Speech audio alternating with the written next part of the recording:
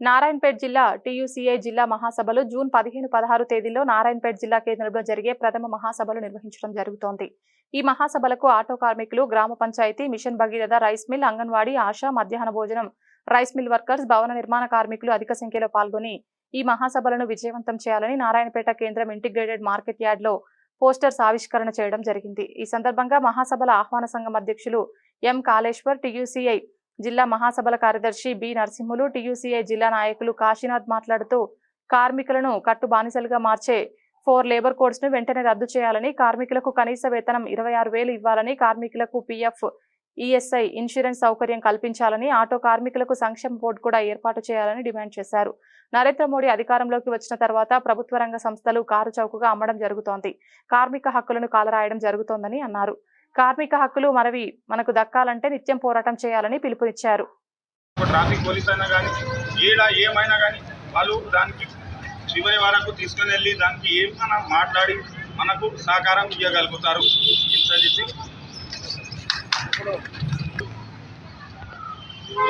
TUCI మహాసభ పోస్టర్లకు ఆవిష్కరణ కార్యక్రమానికి హాజరైన ఈ సభ కూడా ఇంతకుముందు మా పెద్దలు చెప్పిండ్రు, అది ఉంటాం. ఒక్కటి మీరు ఇప్పుడే కానీ మీరు పట్టణం కాడిపోయినా ఎక్కడైనా ఊరికి పోయినా కూడా మాకు అండ కమ్యూనిస్టు పార్టీ సిపిఐ ఎన్ఎల్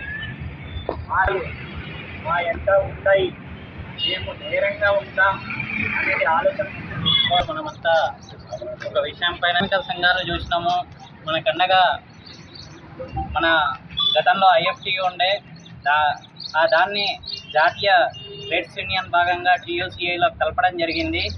ఇప్పుడు ముఖ్యంగా మన సమస్య ఏమంటే ఆర్టీఓ రోజు తనిఖీలు చేయడం వల్ల పూట గడవని పరిస్థితి పైన భారంగా మారుతుంది.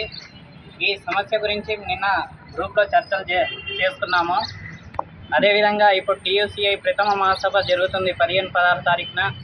దాన్ని జయప్రదం చేసుకొని మనమంతా నాన్ లోకల్ డ్రైవర్లమంతా ఒక టైం తీసుకొని జమ అయ్యి టీయూసీఐ ఆధ్వర్యాన మినిమం 400 నుండి 500 ఆటోలు తీసుకొని ఆర్టీఓకి కలిసి మన సమస్య మీరు నిలబడితే మాకు సమస్యగా మీరు కొని ప్రతి ఒక్కరం ఈ ప్రథమ మహాసభ అయిపోయిన తర్వాత ఒకరోజు టైం ఇవ్వాలి. ప్రతి ఒక్కరు కూడా ఇంకా నాన్ లోకల్ డ్రైవర్లు మొత్తం జయప్రదం చేసుకున్నాల్సిందిగా కోరుకుంటూ ముగిస్తున్నాను.